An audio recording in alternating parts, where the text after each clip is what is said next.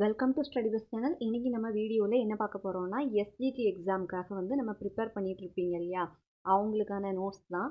அதாவது இன்றைக்கி நம்ம வந்து 6th ஸ்டாண்டர்ட்லேருந்து சோசியல் சயின்ஸ், அதாவது வரலாறுங்கிற இந்த தலைப்பில் இருந்து நம்ம ஒரு 100 கொஸ்டின் வந்து முக்கியமான கொஸ்டின்ஸ் வந்து பார்க்க போகிறோம். இதே மாதிரி கண்டினியூவாக நம்ம ஸ்டடி பெஸ்ட் சேனலில் வீடியோஸ் வந்து அப்லோட் பண்ணிகிட்ருப்போம். இதுக்கு முன்ன வீடியோ பார்த்தீங்கன்னா எஸ்ஜிடி எக்ஸாமுக்கு சயின்ஸு, அதாவது பழைய கொஸ்டின் பேப்பர் மாடலில் இருந்து நம்ம ஒரு பார்ட் 1 பார்ட் 2 வீடியோ அப்லோட் பண்ணியிருப்போம், ஒரு 100 கொஸ்டின். இன்றைக்கி வந்து நம்ம பார்க்க போகிறது சோசியல் சயின்ஸ், வரலாறு என்றால் என்ன டாபிக் கீழே ஒரு 100 கொஸ்டின்ஸ் வந்து பார்க்கலாம். இதை தொடர்ந்து இது மாதிரி எஸ்ஜிடி எக்ஸாமுக்கு யூஸ்ஃபுல்லாக இருக்கிற மாதிரி வீடியோஸ் வந்து அப்லோட் ஆகிட்டே இருக்கும். பாருங்கள், வீடியோக்குள்ளே போகலாம். ஃபர்ஸ்ட் கொஸ்டின், வரலாறு என்றால் என்ன? ஆன்சர், கடந்த கால நிகழ்வுகளை பற்றிய பதிவு. ஹிஸ்டரி என்ற சொல்லின் மூலமொழி எது? கிரேக்கம். ஹிஸ்டோரியா என்பதன் பொருள் என்ன? ஆன்சர், ஆராய்ச்சி அல்லது விசாரணை. வரலாற்றின் முக்கிய ஆதாரங்களில் ஒன்று. ஆன்சர், கல்வெட்டுக்கள். கொஸ்டின்ஸ் வந்து 1 டைம் ரீட் பண்ணணுமா இல்லை 2 டைம்ஸ் ரீட் பண்ணணுமான்னு சொல்லி கமெண்ட்டில் சொல்லுங்கள். அடுத்த கொஸ்டின், 5வது கொஸ்டின், முதன்மை ஆதாரம் என்றால் என்ன?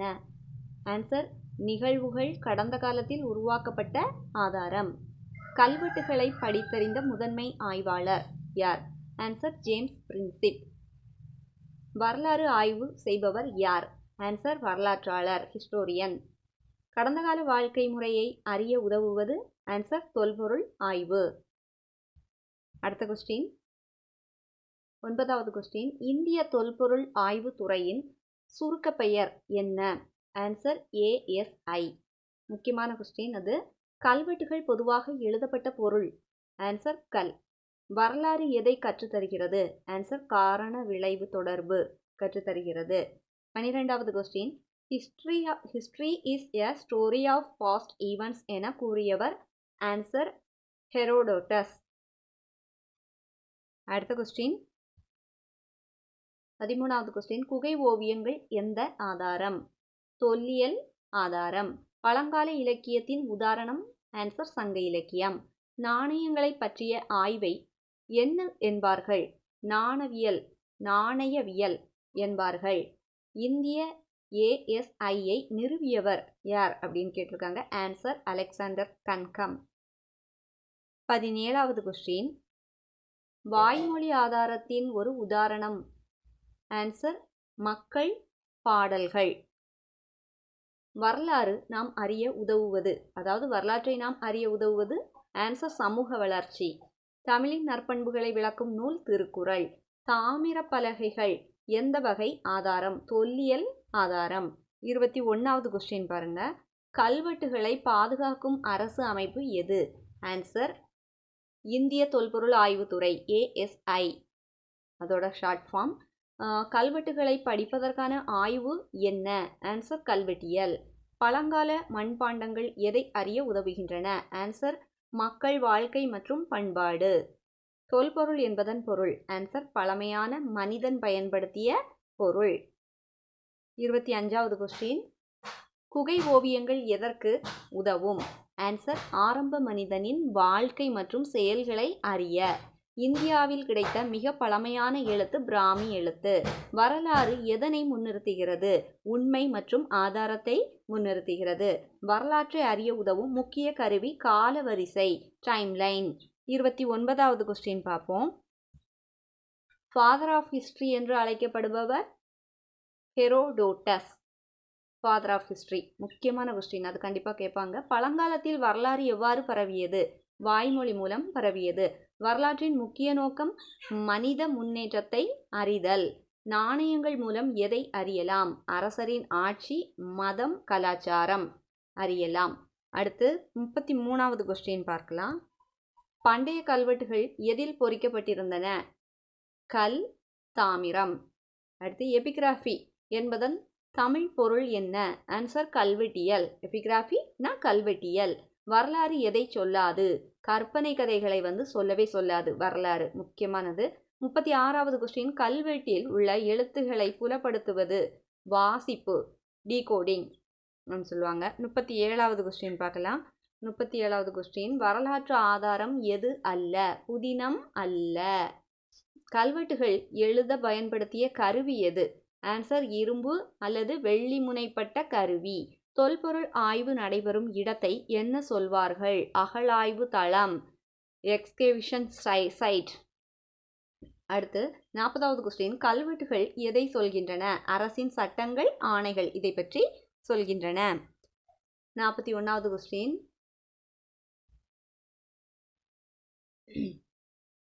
ஆர்ச்சியாலஜி என்பதன் பொருள்? ஆன்சர் தொல்பொருள் ஆய்வு. தொல்பொருள் ஆய்வு. வரலாறு எந்த வகை அறிவு? சமூக அறிவு. பண்டைய அரசர்களின் பெயர், பட்டங்கள் எதில் காணப்படும்? நாணயங்களில் காணப்படும்.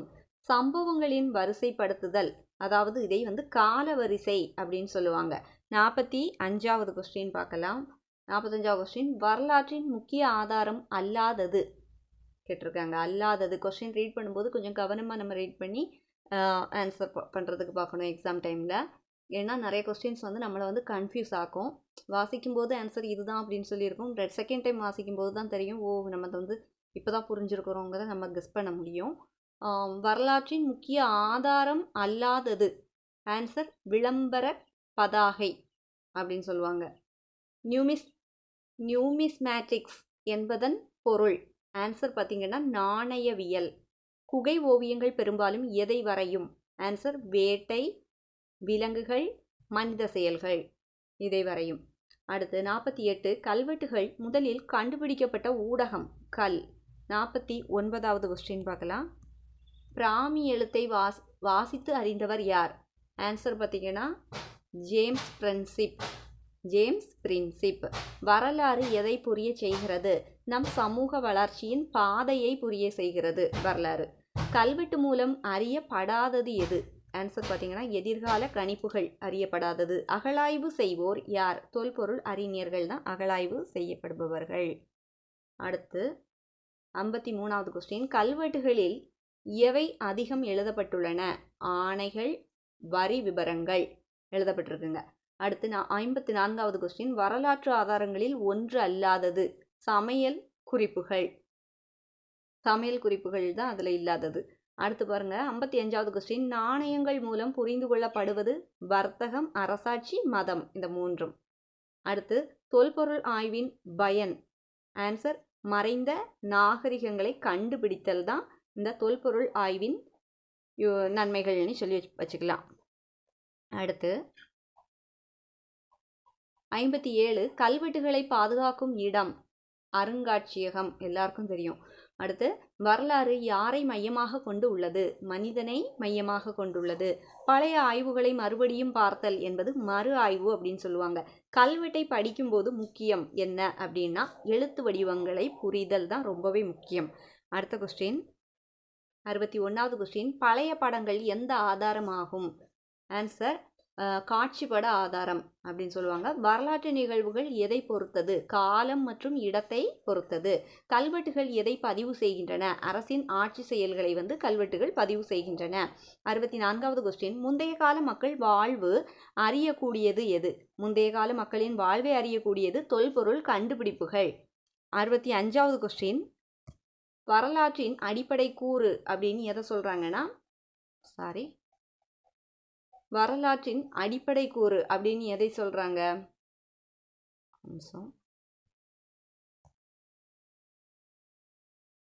ஆதாரம். வரலாற்றின் அடிப்படை கூறு அப்படின்னு எதை சொல்றாங்கன்னா ஆதாரம். கல்வெட்டுகள் எழுதப்பட்ட பாணி, அதாவது ஆன்சர் பொறித்தல், என்கிரேவிங். 67வது கொஸ்டின் வரலாறு எதனை நமக்கு உணர்த்துகிறது? ஆன்சர் நம் அடையாளம் மற்றும் மூலாதாரம். அடுத்து பழமையான நாகரிகங்களை அறிய எது உதவும்? அகழாய்வுகள் உதவும்.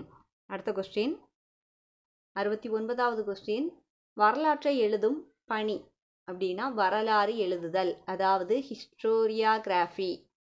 70வது கொஸ்டின் காட்சிப்பட ஆதாரம் அல்லாதது? ஆன்சர் உரைகள், அதாவது டெக்ஸ்ட். வரலாற்று உண்மை ஆதாரம் இல்லாமல் என்ன ஆகும்? வரலாற்று உண்மை ஆதாரம் இல்லாமல் என்ன ஆகும்? கற்பனையா ஆகும். கற்பனை அப்படின்னு சொல்லிடுவாங்க. பழங்கால மனிதர்களின் கலை வடிவம் எது அப்படின்னு சொல்லி பார்த்தீங்கன்னா குகை ஓவியங்கள். 73வது கொஸ்டின் கல்வெட்டில் காணப்படாதது சமையல் செய்முறை தான் சொல்லியிருக்காங்க. வரலாற்றை பதிவு செய்தவர் அவங்கள வரலாற்றாளர் அப்படின்னு சொல்லுவாங்க. கல்வெட்டுகளின் மொழியை அறிய பயன்படுத்துவது எழுத்து ஒப்பீடு. முதல் வரலாற்று ஆதாரம் எது? கல்வெட்டுக்கள். அடுத்து 77வது கொஸ்டின் பார்க்கலாம். வரலாற்றின் முக்கியத்துவம். ஆன்சர் கடந்த காலத்திலிருந்து பாடம் கற்பது தான் வரலாற்றினுடைய முக்கியத்துவமாக இருந்திருக்கு. அரசரின் வெற்றிகள் எதில் பதிவு செய்யப்பட்டது? கல்வெட்டுகளில் பதிவு பண்ணியிருக்காங்க. அடுத்து வரலாற்று ஆதாரங்கள் இல்லை என்றால் அதை உண்மையை அறிய முடியாது. வரலாற்று ஆதாரங்கள் இல்லைன்னா அதனுடைய உண்மையை அறிய முடியாது அப்படின்னு சொல்லியிருக்காங்க. கல்வெட்டு வாசிப்பை எளிதாக்குவது எழுத்துரு ஆய்வு. 81வது கொஸ்டின் பார்க்கலாம்.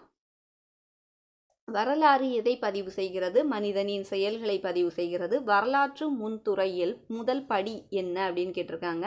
வரலாற்று முன்துறையின் முதல் படி ஆதாரங்களை சேகரித்தல். நாணயங்கள் பெரும்பாலும் எதனால் தயாரிக்கப்பட்டது? பொன்னும் வெள்ளியும் இதனால் தயாரிக்கப்பட்டது நாணயங்கள். வரலாற்று ஆய்வில் முக்கிய பகுதி என்ன அப்படின்னு கேட்டிருக்காங்க. காலவரிசை அமைத்தல்ல சொல்லியிருக்கு. அடுத்த கொஸ்டின் பாருங்க. 85வது கொஸ்டின் கல்வெட்டில் காணப்படும் தகவல் வரி நில அளவை காணப்படுது.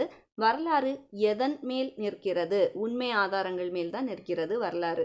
ஆரம்பகால மனிதன் எங்கே வாழ்ந்தான்? குகைகளில் வாழ்ந்தான். வரலாறு எதை விளக்குகிறது? சமூக மாற்றங்களை வரலாறு விளக்குகிறது. அடுத்து 89வது கொஸ்டின் கல்வெட்டுகளின் வகைகள் எவை? கல், உலோகம், இந்த 2 வகையா இருக்கு. அடுத்து ஆர்ச்சியோலஜிஸ்ட் என்பதன் தமிழ் ஆன்சர் பார்த்தீங்கன்னா தொல்பொருள் அறிஞர். ஆர்ச்சியோலஜிஸ்ட் என்பதன் தமிழ் தொல்பொருள் அறிஞர். அடுத்த கொஸ்டின் வரலாற்று நம்பகத்தன்மை எதை பொறுத்தது?